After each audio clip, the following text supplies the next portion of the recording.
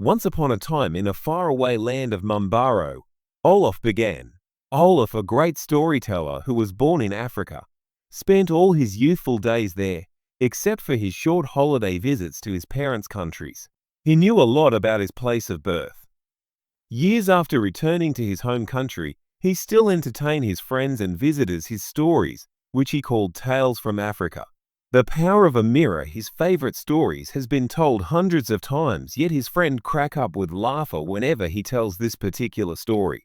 Today, as he tells the famous story of the power of mirror in Africa, he noticed that his grandson Abel was the only one who was not laughing.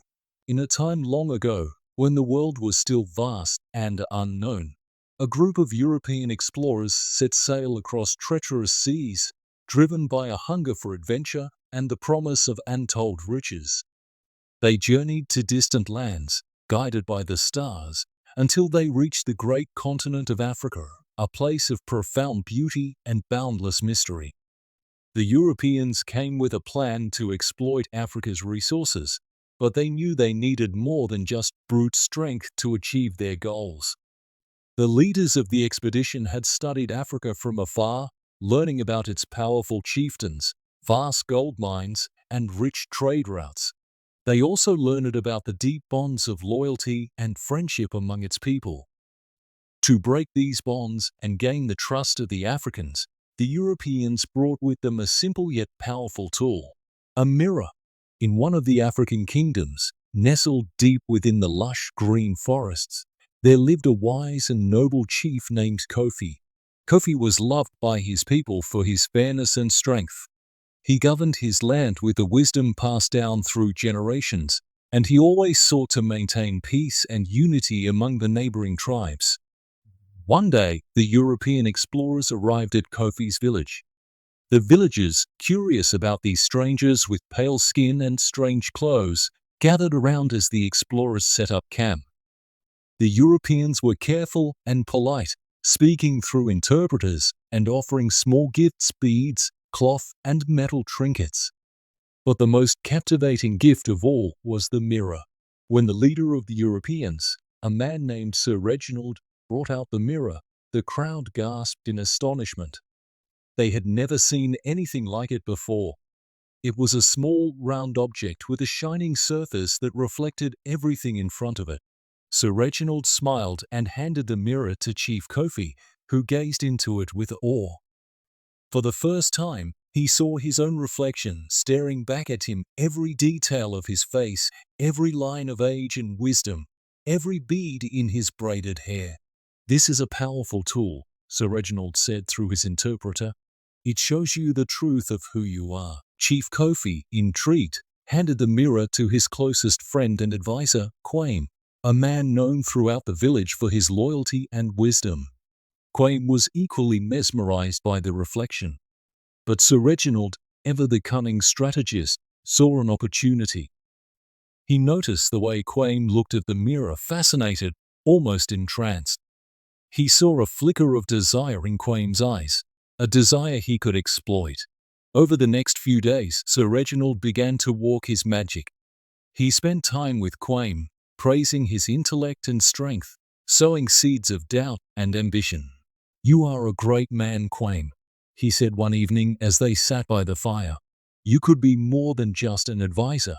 With the right guidance, you could lead your people to greater prosperity, greater power. And the mirror could be yours. It could be a symbol of your authority, your greatness." Quaim, flattered and seduced by the foreigner's words, began to entertain thoughts he had never considered before. The mirror had shown him his reflection, but it also showed him a vision of what he could become: powerful, respected, feared. And so, a dark seed of betrayal took root in his heart.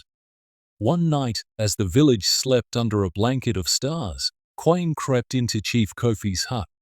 His heart pounded in his chest. His mind raced with thoughts of the mirror and all it promised. He found the chief sleeping peacefully and, with trembling hands, took the mirror from where it lay beside Kofi's bed. But as he turned to leave, Kofi stirred and opened his eyes. "Quaim, my brother," Kofi said softly, his voice tinged with sadness. "What are you doing?" Caught in the act, Quame hesitated. But the allure of the mirror, the promise of power, was too strong.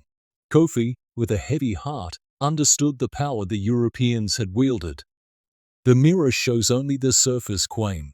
It reflects what is outside, but it cannot show what is within: the loyalty, the love, the honor. Those are things no mirror can capture.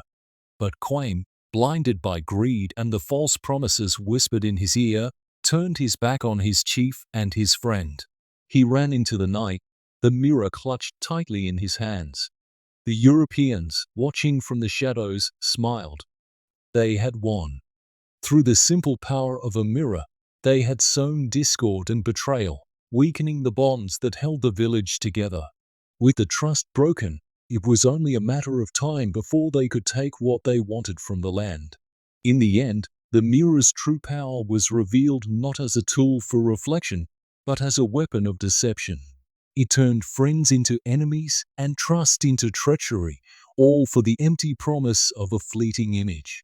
And so, the Europeans continued their journey through Africa, leaving a trail of broken alliances and shattered loyalties in their wake, using mirrors to conquer not just lands, but hearts and minds.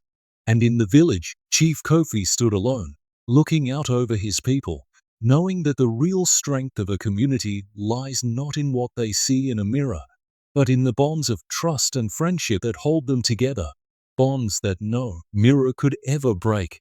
But unfortunately, some of his people did not realize that. They allowed themselves to be used.